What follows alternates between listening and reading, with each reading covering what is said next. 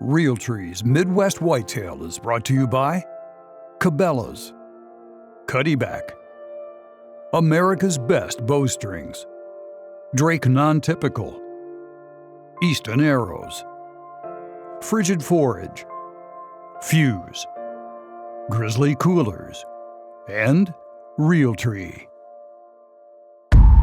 Day 31, November 27th.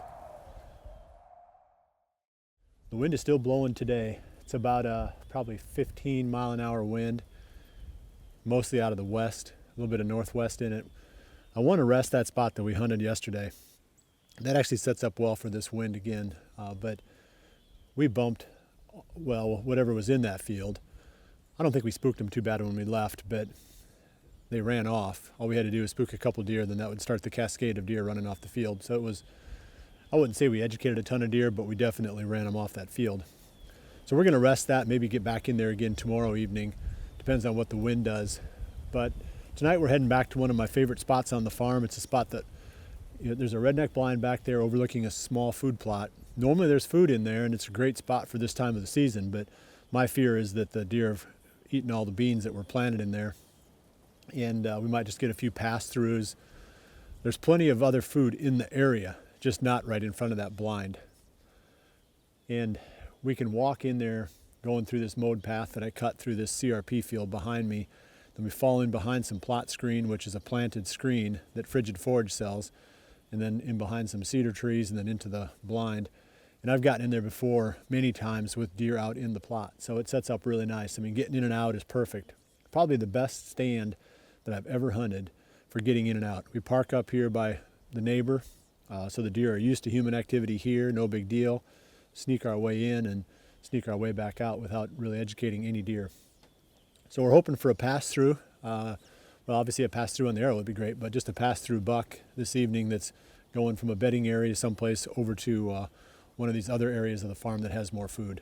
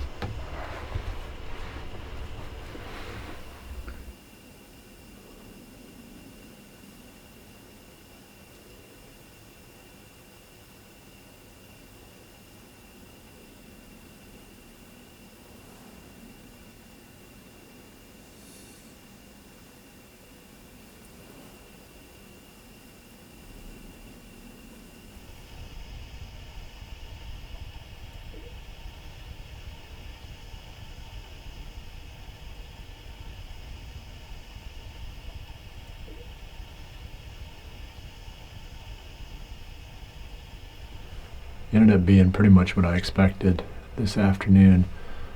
Saw some deer passing on the other side of the food plot. Some of them didn't even come out of the timber at all. They cut across from right to left, heading over towards that soybean field that's further to the south. I'm sure that if we were set up on that bean field, we would have seen plenty of deer this evening because I believe there's beans in there. This one, they've already picked through it. Oop, there's a buck right there.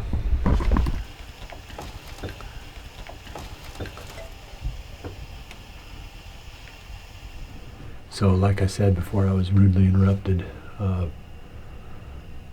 there's been plenty of deer crossing, but none in the plot until just now.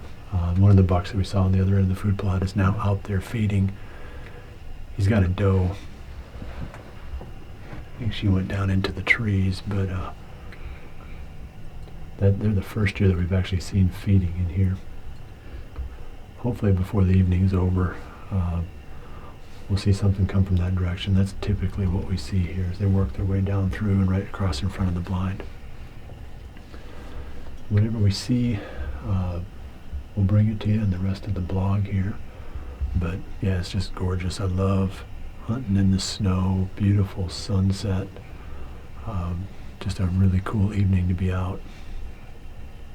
Tomorrow I think we're going to go back down to that big bottom. We're gonna try to get that 10-point buck that I was calling Scarface.